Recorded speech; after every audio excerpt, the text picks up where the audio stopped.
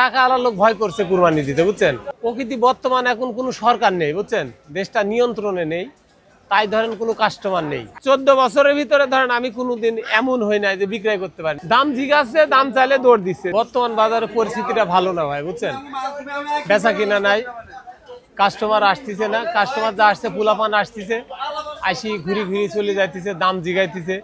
আমাদের এই জায়গায় থাকাও কষ্ট হচ্ছে, আবার আমাদের খরচটাও বেশি হয়ে যাচ্ছে, বুঝছেন। আমরা দিনকে দিন মাল আনি, একদিন 2 দিন রাখার পরে যদি বিক্রয় করতে পারি তাহলে আমাদের খরচটাও কম হয়। আমরা একটা গরু যদি 10,000 খরচ হয়, বুঝছেন, 5,000 করে লাভ হলে সমস্যা হয় না, বুঝছেন। কিন্তু আমাদের এই জায়গায় আইনি আমাদের খরচের সংখ্যাটা বেশি, কোনো কাস্টমার নাই।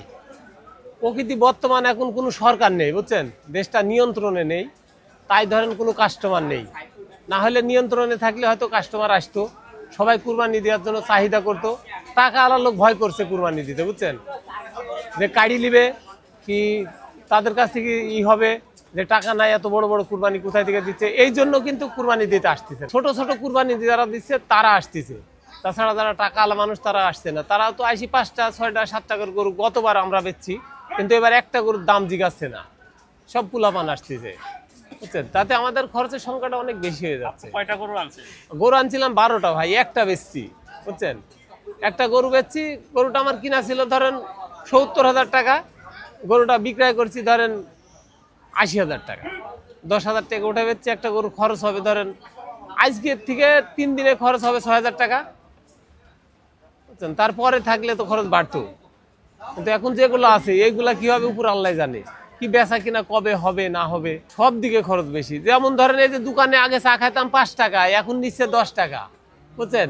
10 টাকা প্লেট ভাত ছিল 20 টাকা প্লেট ভাত। যে গোশ খাইছি 160 টাকা প্লেট, ওই গোশ হচ্ছে 220 টাকা প্লেট, বুঝছেন। শুধু সাধারণ ডাল আর ভাজি ছিল হচ্ছে 10 টাকা, 2টি পরোটা ছিল 10 টাকা করে, পরোটা ধরছে 15 টাকা, আপনার ডাল ধরছে 20 টাকা। তাহলে সম্পূর্ণ খরচ কিন্তু বাড়তি, কোনো খরচ কম নয়, বুঝছেন। আমাদের একটা গরু খাইতাম পানি নিত 30 টাকা, এখন পিস 100 টাকা, বুঝছেন। এক বস্তা ভুসির দাম নিত আগে হচ্ছে 1800 টাকা, এখন নিচ্ছে 2500 টাকা। এক বস্তা গুড়ির দাম নিত ধরেন 800 টাকা, এখন হচ্ছে 1400 টাকা, বুঝছেন। প্রত্যেকটা জিনিসের দেখেন খ্যার আছে না, এই খ্যার কিনছি 150 টাকা, ওই খ্যারের বাজার এখন 220 টাকা করে। প্রত্যেকটা খরচ আমাদের বাড়তি, আমাদের খরচ কোনো দিক দিয়ে কম নাই। কিন্তু কেতা কিন্তু হাটে আসতেছে না ভাই, এটাই আফসোস। ওরা কিনুক 2 দিন পরে, কেতা আসবে, বেড়াবে, দেখবে, কিন্তু এমন কিন্তু কিছু না। 14 বছরের ভিতরে ধরেন আমি কোনোদিন এমন হই নাই যে বিক্রয় করতে পারি না। আসছি, গরু বেচছি, আবার মুকামে গেছি, আবার কিনছি, আবার আনছি, বেচছি, বুঝছেন। কিন্তু আমাদের এমন কোনো সমস্যা হয়নি যে বিক্রয় কিংবা কেতা আসতেছে না, এমন না। আসি নামার সাথে সাথে 5টা 7টা 10টা গরু বেশি ফেলছি, কিন্তু দাম জিজ্ঞাসা, দাম চাইলে দৌড় দিচ্ছে। যে গরু কিনছি ধরেন 2,20,000 দিয়ে 2,80,000 দাম চাচ্ছি, বুঝছেন। মেলা কি পার্থক্য চাচ্ছি আপনি কোন?